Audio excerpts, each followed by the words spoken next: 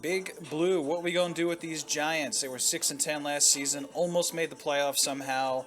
Probably should have gone to the playoffs. Let's see why they did not. 31st in the league in offense. There's only 32 teams in the NFL, so being 31st in offense is not acceptable.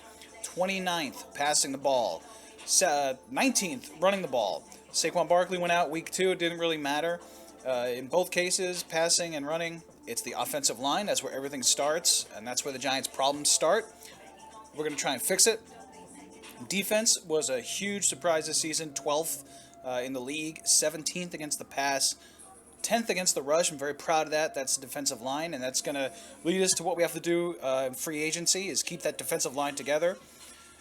Dave Gettleman is in a make-or-break year. For him and Daniel Jones, I think it's a make-or-break year. He's a big fan of the hog mollies, and that's just big men. He likes big men. That's a hog molly. Head coach Joe Judge. Everyone loves Joe Judge. I love Joe Judge. I've been waiting for him my whole life.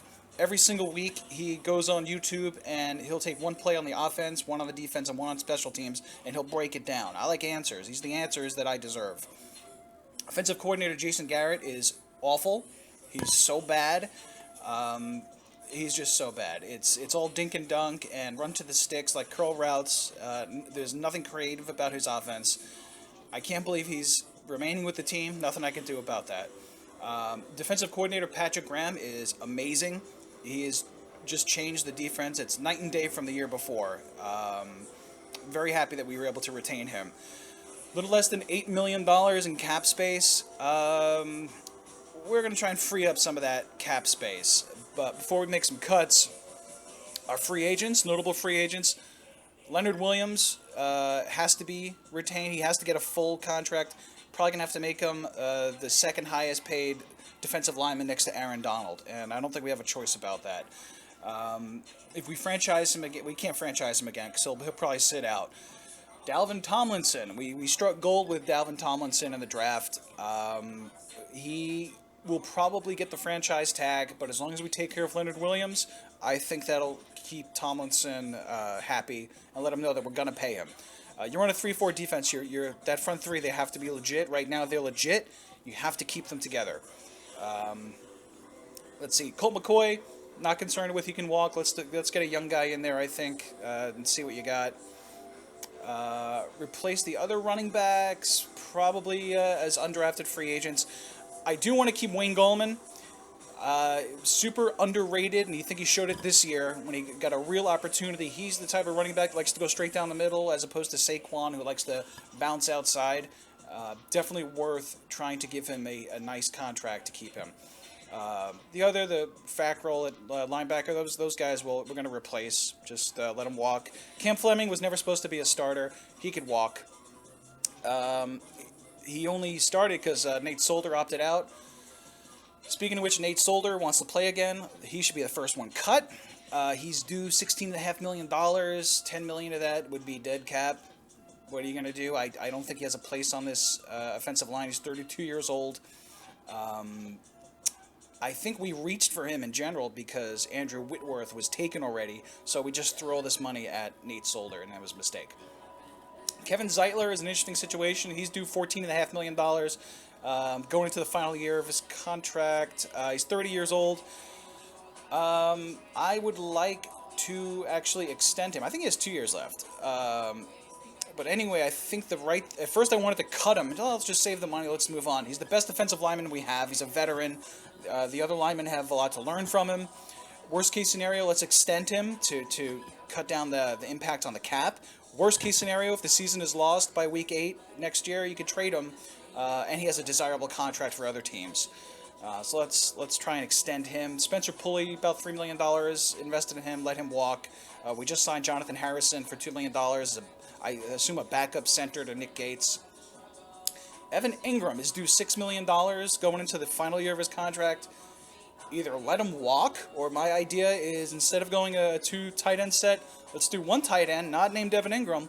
Let Evan Ingram play fullback. And let Evan Ingram be that type of fullback that can go out and catch passes, and he's fantastic running the ball. He just can't catch the ball. So that's the only way I would want to keep Evan Ingram. Golden Tate, I love him, but he makes too much money. He's due almost $11 million. $5 million of that would be dead cap space. I think we just have to cut him. He's 32 years old. He's owed $10 million next year. I think we just have to walk away from Golden Tate.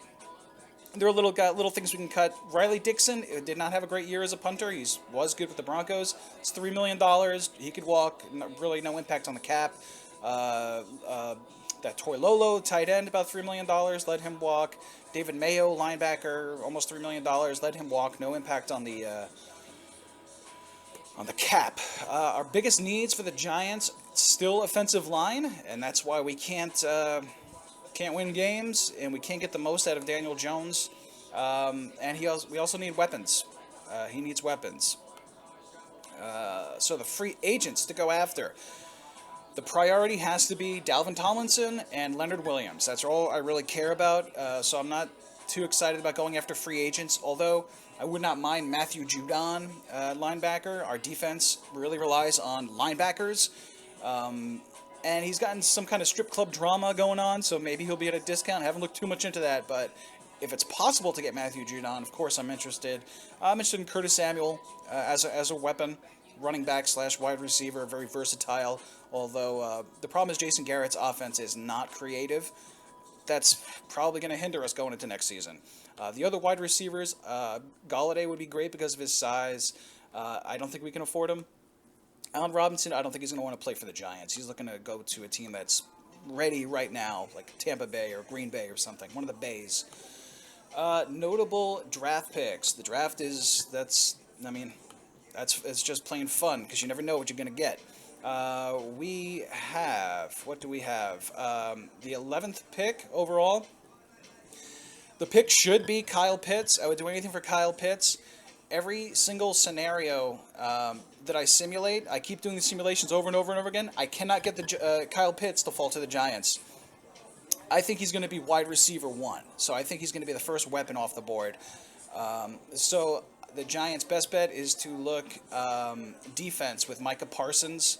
He fits our defense like I think he fits no other team. Again, Patrick Graham's defense relies heavily on this type of linebacker that can get at the quarterback. That's really how we get at the quarterback is through the linebackers. And Parsons was a defensive end before college. And a lot of people say he's kind of that hybrid. Second round, I would go for an elite weapon like Tylan Wallace.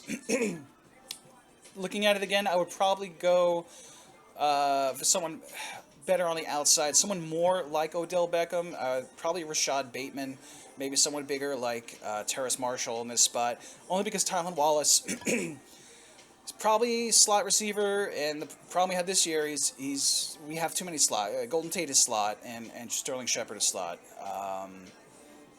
And Tylan Wallace is kind of a more athletic Sterling Shepard, and we already have Sterling Shepard. Let's see, depending on how the draft kind of falls, this could be a spot where we add the other offensive lineman at this level. Wyatt Davis could fall to us. We need that guard. So it could be Wyatt Davis. Otherwise, in the third round, I could see Creed Humphrey, who could play, he's been a center at a high level for 4 years, but he could play guard if we want to stick with Nick Gates. It doesn't hurt to have a backup center. Jay Tufele in the next round.